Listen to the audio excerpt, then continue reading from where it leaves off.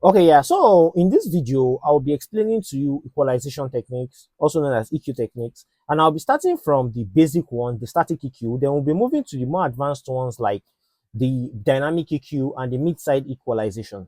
And in this lesson, we are going to learn how to use EQ, when to use EQ, and when to use these specific types of EQ and which problems they are meant to tackle. Come with me as I explain this in the video. Okay, yeah. So I'll be starting with asking you, what's equalization?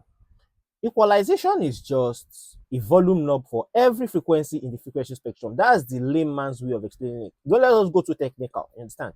So when we are talking about equalization, equalization is how you want to turn down. Let's say you want to turn down 100 hertz, so that you can turn down that specific frequency. Equalization in essence is just a volume knob, you understand? But a volume knob that can work for different frequency in this frequency spectrum. So from 20 hertz to 20 kilohertz, you can turn down each frequency individually as you want, you understand? So this gives us the ability to surgically go into a mix and start reducing the things we feel are harsh, you understand? Things we don't want, or we can boost the things we want, you understand? So that's just basically equalization in the broad sense of it. But now I want us to go into my DAW and we are going to learn different EQ techniques. So let's go.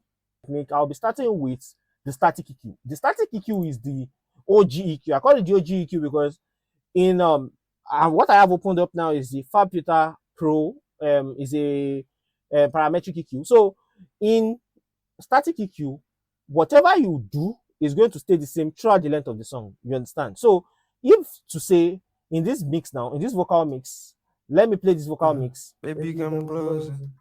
Yeah, bring it to the owner. In my zone, so I roll up. I be the vibe controller. Okay, yeah. So you can hear that. If let's say you are mixing this song, the first thing you are going to do is, okay, I want to cut away the low ends to make it clearer. So now we'll be doing an high pass filter. You understand? We'll be doing an high pass filter. So if we move it like this, what we are doing now is referred to as a static EQ. You understand? This is a static EQ move because this rolling I have done will remain the same from the beginning of the song to the end of the song, and nothing is going to change it.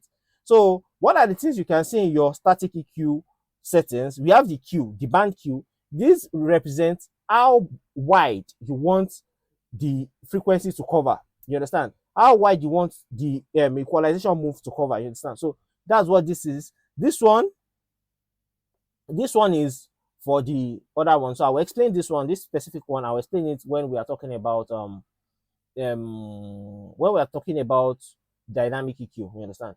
And the frequency. This is just to sweep the frequency. You understand? So and this one is for the kind of EQ you want to do. If you want to do a bell, you want to do a low shelf, a low cut, a high shelf. You understand? So whatever move you want to make here, this is where you select it. So now let's move forward. So this is a static EQ. Nothing changes. It's the same from the beginning of the song to the end of the song.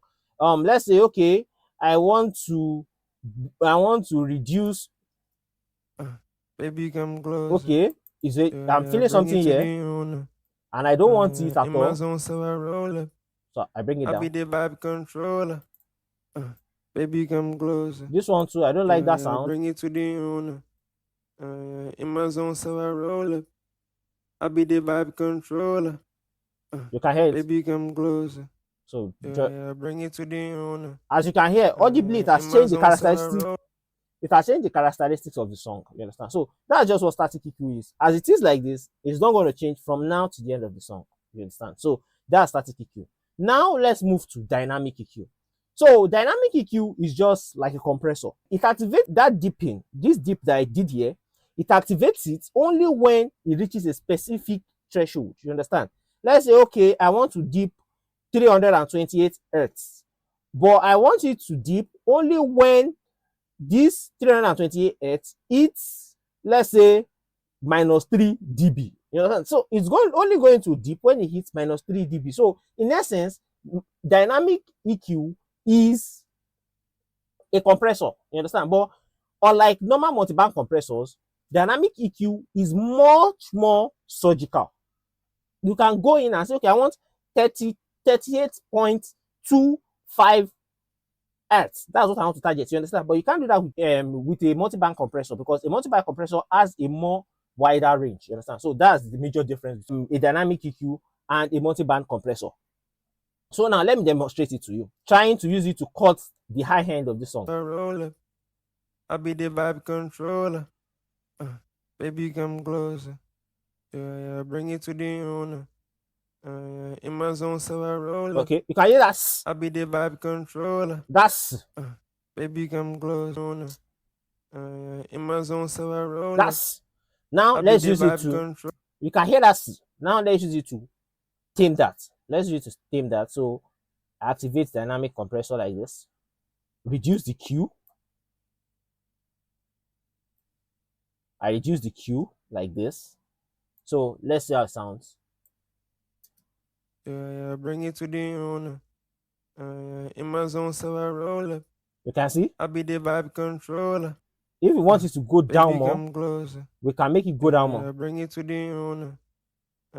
In my zone, so I roll up. You can see it has gone I down. be the vibe controller. Let's increase the. Baby, come closer. Uh-huh. Bring it to the owner.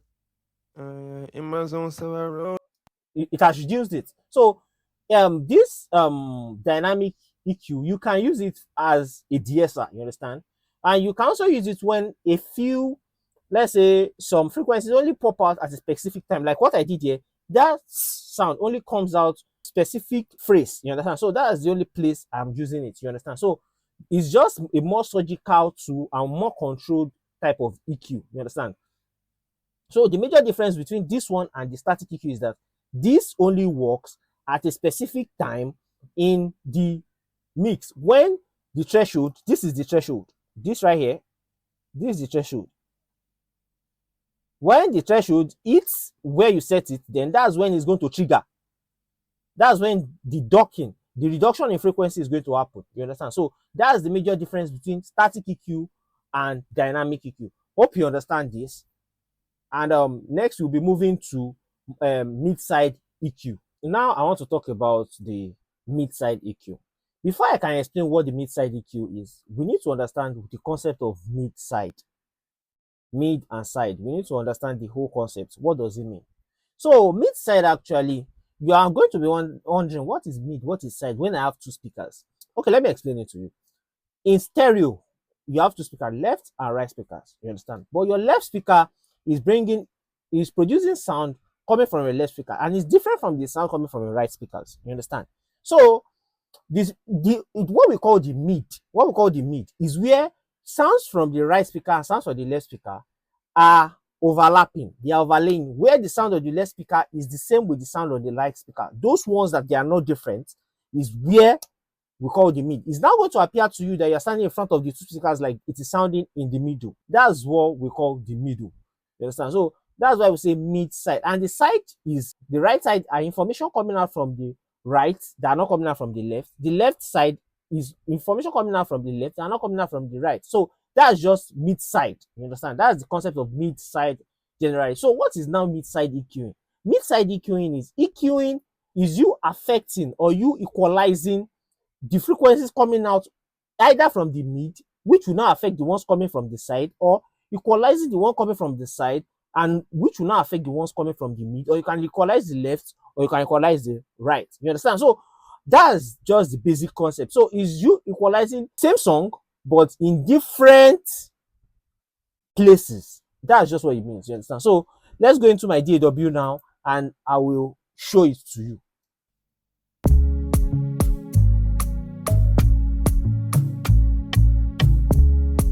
So you can hear this instrumental, right?